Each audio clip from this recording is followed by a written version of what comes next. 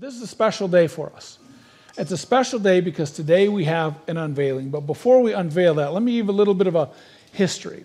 Freshwater has always been about reaching people for Christ. That's why we exist. We want to help you to grow in your faith. We are committed to that. We're committed to helping you grow in your faith. We're committed to helping families, individuals. Doesn't matter what stage of life you're in. We want to help you to grow closer to Christ. And we've been doing that ever since we started way back in 1999. In fact, this is a picture of our first building that we were in. And Shane, you're sitting right there. That's you on the right. Looks much younger, and the years have not been kind to you, just saying. But well, okay, whatever. So anyways, my turn to come up next. I have another picture of me in there, but that was our first building. It was like 30 feet by 50 feet long. We had metal chairs in there that were just in the city hall. And we had a philosophy from the beginning that if we preached hope, we preached healing in Jesus Christ, that people would come because people matter to God and they matter to us. And so that's exactly what we did. And God brought people. In fact, funny story on that building, this true story. There was a guy that, because it used to be used at night, they would use it for parties and bachelorette parties and weddings. And that's back when you could smoke inside. Some of you don't remember that, but you used to be able to smoke inside. Cars actually had ashtrays in the door. Some of you guys are like, what? Where'd you plug your vape in? You didn't. They weren't around. So, but anyways, you'd open the door sometimes on Sunday and the smoke would roll out of the building. It was quite a scene. And it kind of looked angelic because all the light coming in, it'd be like, oh, kind of like our fog machines, only way different and unhealthy.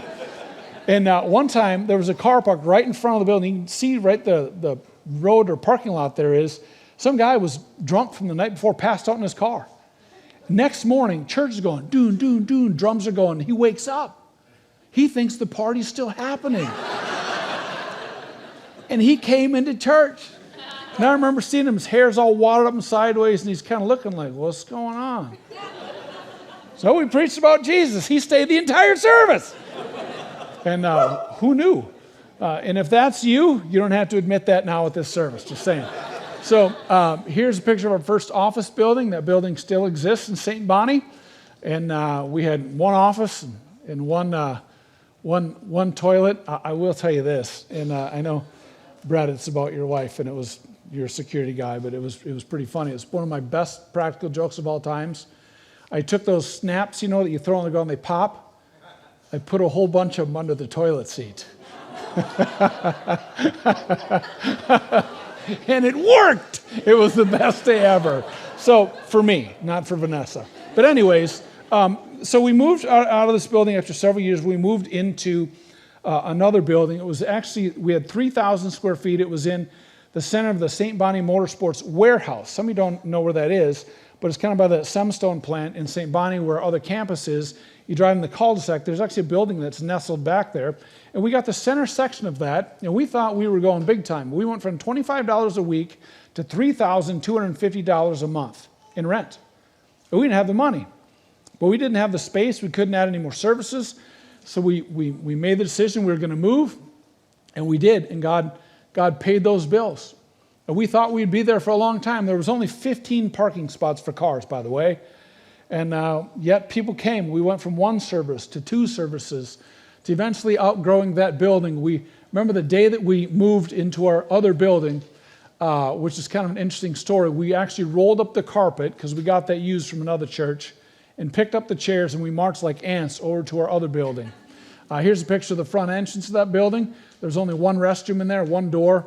Wonderful space that it provided for us. And then there's our St. Boni campus. There's a little bit of history behind this.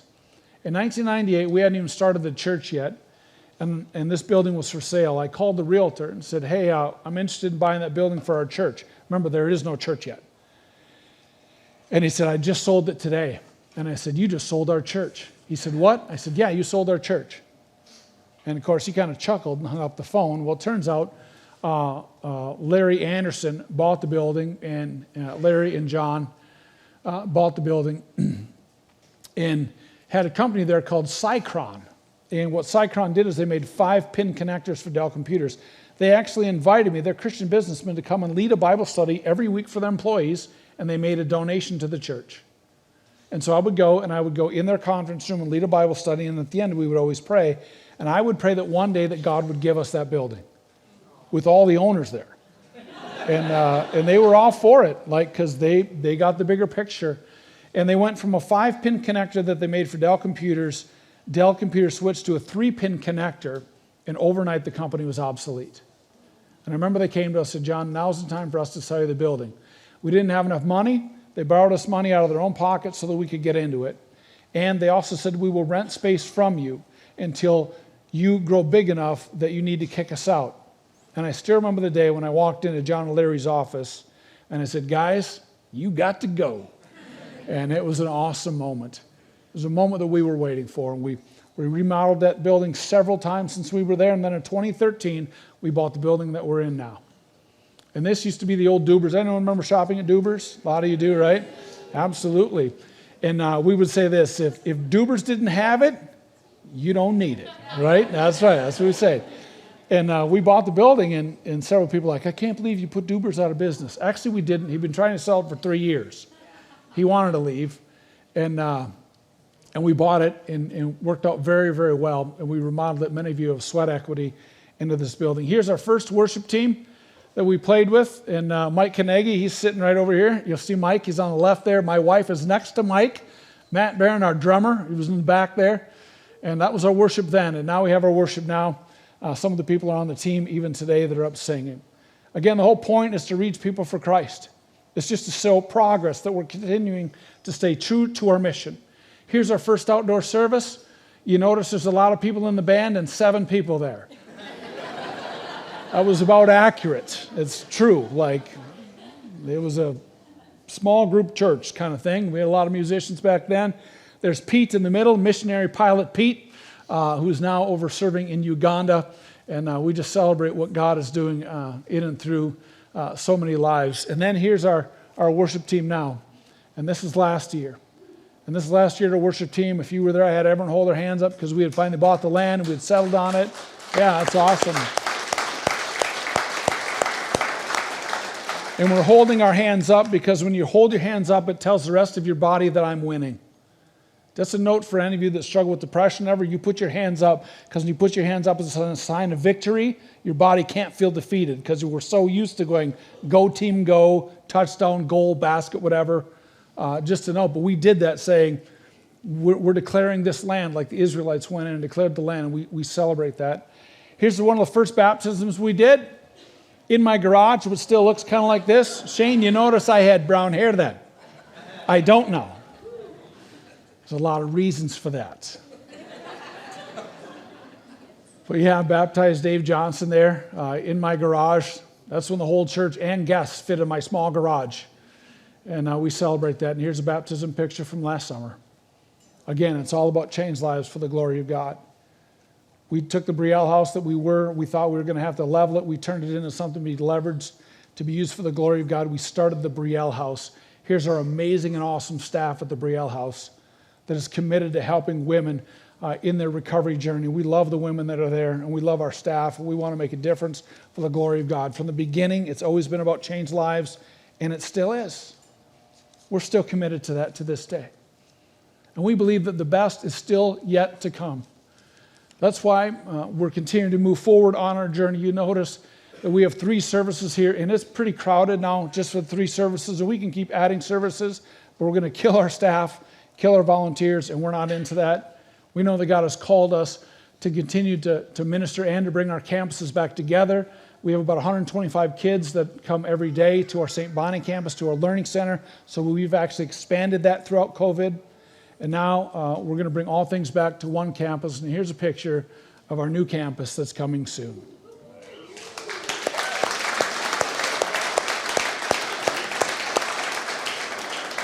And so that's a picture of the front. That cross will be visible from the highway. Has the same look and feel that we have now. This building's about 23,000 square feet. Our St. Boni campus is about 20,000 square feet. The new building will be about 36,000 square feet, smaller than both, but more functional. And that's awesome. Here's another picture of the front entrance. The only thing different is the people will not look as nice as that, because that's not really us. You know, we're kind of more come as you are picture. And believe that's actually the second rendering. The first one, our our architect had everyone in a suit and tie. We're like, what is this? A banking convention? No, we're a church. Here's a picture of the inside of the lobby, which would be nice and big like our lobby is here. Same feel, flavor. It's still Freshwater Church, just making room to reach more people for Christ. It says welcome home right there, and it truly is a welcome home because it is our planning on our home for the next several decades. Here's a picture of the sanctuary. Again, it'll have the same look and feel as we have here. Ceilings will be higher for better acoustics. Stage will be a little bit bigger. And that one will seat about 700 people. Currently, this one, we can put 325 chairs in here, but comfortably, this room seats about 275. You know why? Because we're from Minnesota. We like a little wiggle room on our sides. We don't want to be too close, a personal space thing. And you know it. You scoot your chair over a little bit. I get it. It's not because we're weird. It's just because that's culturally, that's how we feel. It feels better when there's a little bit of room. And so we'll be able to seat 700. It probably won't.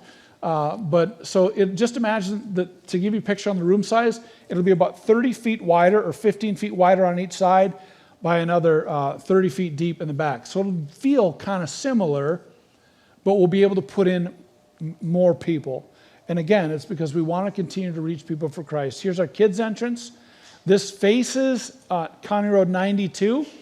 So, because we're saying that kids are important, we have our Powerhouse logo on the front. It's the kids' entrance. It'll also be the daycare entrance, which is awesome. You can see it from the highway because we want to show our community that we value children, we value families, and we value youth. Here's a picture of a classroom, rendering of a classroom. Notice in this new building, the kids are always calm. You get that for free. Did you say yeah, no? Okay. No, you're right. They won't be calm. But we don't want to, that's just between you and me, because right now I'm trying to convince everyone they're going to be calm. Okay, I hope so too. So here's our phases that we're doing this. We have phase one, which is buy the land. We did that. We paid for it. We own it outright, and that's awesome. That's a praise and a testimony to what God is doing here. Phase two, it's to prepare the land. The goal is to raise $1.1 million. That covers all architect's design and property development. We'd like to actually prepare the site to build for the following year. This is all based on finances. And some people say, well, now is a terrible time to build. Costs are at least 30% higher, and I would totally agree. That's why we're raising money now. And when the cost goes down, then we'll buy things. So we're trying to actually be wise in our stewardship with this. And then phase three is to prepare the land. The goal is to raise $1.9 million for that. And then we'll borrow the rest of the money, which should be a manageable amount that we're able to do. And so we have all of the instructions, or not instructions really, but information in our welcome home packet that you're going to get after the service. You'll be able to grab this, and in it is a pledge card and a brochure. But one of my favorite is this 40 Days of Prayer. And these are stories of 40 people from Freshwater that God has changed their lives. And some of you contributed to this. Well, 40 of you did, and we're grateful for that. So you can read about that and what God is doing there. But we want you to take your pledge card and pray over what God would be laying on your heart to pledge. Now, here's the cool thing. We actually have had a couple of engagements with people to talk about pledging. And we know, as of last night, that we have in actual pledges received that we already have over $286,000 pledged towards this $1.1 million goal. And so that's awesome. But that still means that we have a ways to go, and that's where we're inviting you to be a part of this process. My wife and I are committing sacrificially to be a part of this because we believe that what God is doing, and we've done this before, and we've seen God move, and yet God still miraculously provided for us as well. So we know that God is going to do that for you. And so I asked unashamed and unapologetically that you help continue to raise the spiritual climate of our community by being involved. That's what makes a difference. And many of you are here today because of people sacrificed and gave in the past. And I just have to ask you, who will be here tomorrow because of your sacrifice today? God's not done with us yet. I believe the best is yet to come.